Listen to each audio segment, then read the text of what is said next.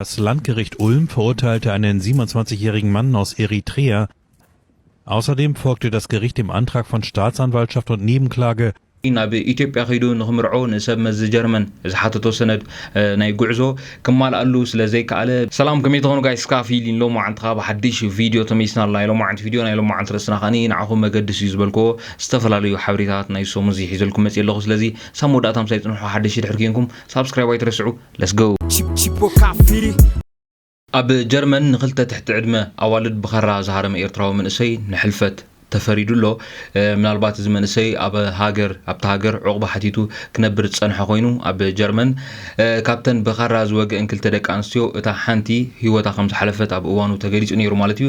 እዚ ብዕቑባ ቢ ዝብል ቅጽል ስም ዝፅዋዕ መንእሰይ ወዲ 27 ዓመት ኮይኑ ነቲ ገበን ኣብ ዝሓለፈ ታሕሳስ ኣብ ኤልኪሪጅበርግ ኣብ ዝተባሃለ ከተማ እዩ ፈጺሞ ማለት እዩ። እዚ ገበን ብዙሓት ጀርመናውያን ዘቐጥዖ ኮይኑ እዚ ግን ጀርመናውያን ብቐደሞም እውን ቁጣዓት እዮም ወይ እውን ኣብ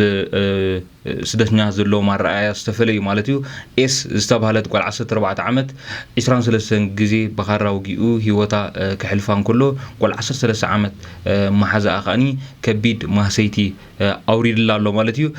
ኣኽባር ሕጊ እዚ ንሕልፈት ተፈሪዱ ዘሎ ኤርትራዊ መንእሰይ ነቲ ኸራ ኣብ ቤት ፅሕፈት ኢሚግሬሽን ሒዝዎ ብምእታው ገበን ክፍጽመሉ ሓሲቡ ብምባል እዩ ሓቢሩ ነይሩ ማለት እዩ። እንተኾነ ነቲ ሒዝዎ ዝነበረ ኸራ እተን ክልተ ኣዋልድ ስለ ዝረኣይኦ ኣብ ልዕሊአን ሓደጋ ከም ዝፈጸመ እቲ ኣኽባሪ ሕጊ ወሲኹ ገሊጹ ኣሎ ማለት እዩ። ኣኽባሪ ሕጊ እቲ መንእሰይ እዘን ኣዋልድ ፖሊስ ክሕብራ ይኽእላየን ኢሉ ብምስጋእ ኣብ ልዕሊአን ገበን ከም ዝፈጸመ እዩ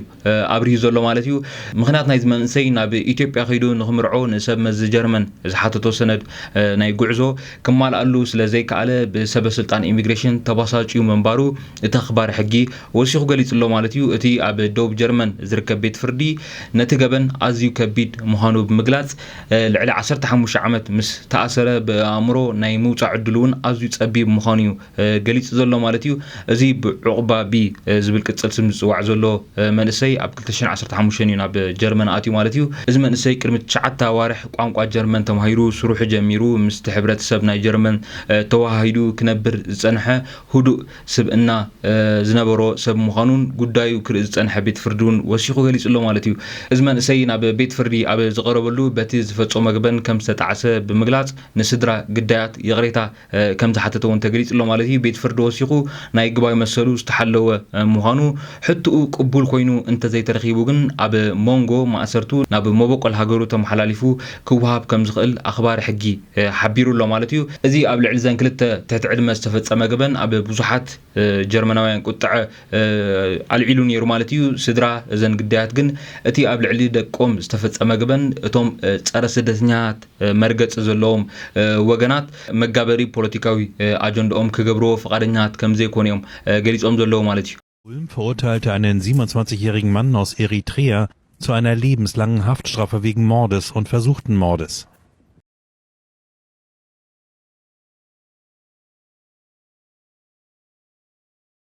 Außerdem folgte das Gericht dem Antrag von Staatsanwaltschaft und Nebenklage und stellte die besondere Schwere der Schuld fest.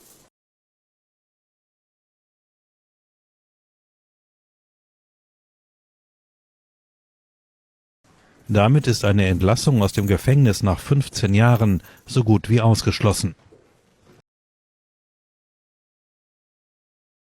ስለዚ ኣዝዩ ዝሕዝን እዩ ማለት እዩ። ብክልቲኡ ወገን ብወገን መዋቲት እንድሕር ኢና ከምኡ ብወገን ዝመንእሰይ እንድሕር ኢና ኣዝዩ ዝሕዝን ነገር እዩ ማለት እዩ። ምክንያቱ ንድሕሪኦም ዘለዉ ሰባት ብድሕሪኦም ዘለዉ ሰባት ኣዝዮም እዮም ዝጉድኡ ማለት እዩ። ምክንያቱ ብወገንታ መዋቲት እንድሕር ኢና ስድራ ጽቡቕ ኣይረኸቡን ኣዝዩ ከቢድ ሓዘን እዩ ንዖም። ብወገን ዝመንእሰይ እንድሕር ኢና ከዓ ብዙሕ ዝጽበዮ ሰብ ከም ዘሎ ሩዲ እዩ። ምክንያቱ ናይ ተመንእሰይ ናይ ኤርትራዊ መንእሰይ ኣብ ዝሕጂ እዋን ኩሉ ተመሳሳሊ ዓይነት ኣካይዳ ዝኾነ ድሕሪኡ ንዑ ዝጽበ ሰብ ብዙሕ እዩ ማለት እዩ። ርድዮም ካብ ወለዱ ጀሚርካ ንዖም ከቢድ ሓዘን እዩ። ድሕሪኡ እውን ንመርዓው ንዳሎ ነይሩ። እቲ ምክንያት ቀንዲ ንመርዓ ስለ ዝዳሎ ዝነበረ እዩ። ስለዚ ሕፂቱ እውን ብሕፂቱ ብወገን ሕፂቱ እውን ድሕሪ ኢና ከዓ ኣዝዩ ከቢድ ነገር እዩ ማለት እዩ። ስለዚ ኣብ ዝሕጂ እዋን ኩሉ ዝሓሰብካዮ ነገር ቀልጢፉ ይሰልጠካ ወይ ስሙዝ ይኸደልካ ማለት ኣይኮነን። ስለዚ ዓቕሊ ከድልዩ ትዕግስቲ ከድልዩ ማለት እዩ። ምክንያቱ ቀዳማይ ስደተኛ ምዃንካ እኹል እዩ። ስለዚ ኩሉ ቀልጢፉ ክሰልጥ ወይ ስሙዝ ክኸውን ኢልካ ዘይምሕሳብ ዓቕልን ትዕግስትን ከድልዩ ማለት እዩ ናብ ካልእ ምሰግርካ ብዛዕባ ቱር ዲ ፍራንስ እዩ ቱር ዲ ፍራንስ ቢንያም ግርማይ ዝሳተፈሉ ዘሎ ቱር ዲ ፍራንስ ካብ ሶምዚ ዝካየዱ ዘለዎ ዓበይቲ ውድድራት ስፖርት እዩ ስለዚ ድሮ ኸኣኒ 5 መድረኽ በፂሕሎ ምስ ናይ ሎም መዓንቲ ውድድር ሓዊስካ ማለት እዩ 5 መድረኽ በፂሕሎ ስለዚ ናይ ትማሊ ውድድር እንድሕር ሪኢኹሞ ወይ ከዓ 4 መድረኽ ናይ ትማሊ እንድሕር ሪኢኹሞ ሓንቲ ካብተን ቢንያም ክዕወተለን ተባሂሉ ዝተጠቕሳ መድረኻት እያ ነይራ ማለት እዩ 4 መድረኽ ስለዚ ኣብዚ ዝነበረ 4 መድረኽ ከኣኒ ኣዝዩ ህልኽ ዝመልኦ ብፍላይ كاني أفتنا مودة 1 كيلومتر وين مودة فولات زنبرت أزيو هلخ زملؤ أزيو خبيت مودة زنبروني نير سازي نخدعوه تشجاري نيرو مالتيو كم زرعهم مخا بينام بفاندر بول تغنيسو ايو تاريفو مالتي ويكا فرين حيزو تسحيبون دحريت مالتي كم تريوار لهم تسالي كم تمثل ويكا فاندر بول نابناي بينام بوتا تكي خا تخلو تسال كم تمثل مالتي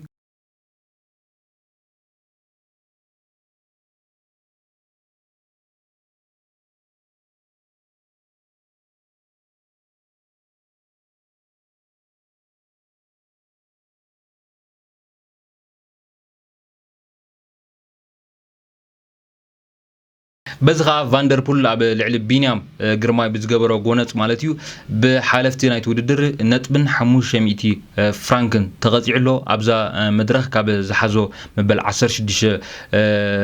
ترتا مالتيو تحريم بينيام مبل 22 ترتا حيزلو مالتيو كابتوم بحاده ساعات زادو موداتا تسريعلو مالتيو شيبو كافيري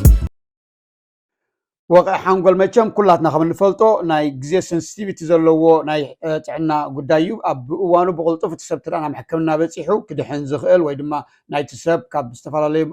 سنكلنان كالخال نغراتن كدحنلو زخيل صبوق عدل سلازلو اتم ملكتات مفلاط مالت قلطيف كان حكمنا راديت مركاب مالت سلازخونه ስለዚህ ቶም ቀንድ ምልክታት ኩሉ ሰብ ከለልዮምን ክፈልጦምን ኣለዎ ማለት እዩ ቶም ቀንድ ምልክታት እንታዮም ናይ ሓደ ወገን ናይ ገጽና ናይ ምልማስ ዝመስል ምልክት ከርኢ ይኽእል እዩ ሰብ ክዛረብ እንከሎ ወይ ክስሐቅ እንከሎ ክነስተውዕለሉ ንኽእል ማለት እዩ ምናልባት ሰብ ገዛሮሱ ባዕሉ ዘይስተውዕለሉ ክኸውን ይኽእል እዩ ነቲ ምሳና ዝዛረብ ዘሎ ሰብ ተላስተውዕልናሉ ግን ቀልጢፍና ናይ ሕክምና ረድኤት ክንፅውዕ ክንከል ኣለና ማለት እዩ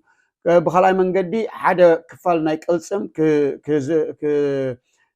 كساكون حيلغسن كنكلو مالت زمتان فلتو كتيت كان قدميت غبرو مسبلنايو اتا حنت انت تحتيلا ازي ناي وقع حنقول ملكت كخوني خلي مالتيو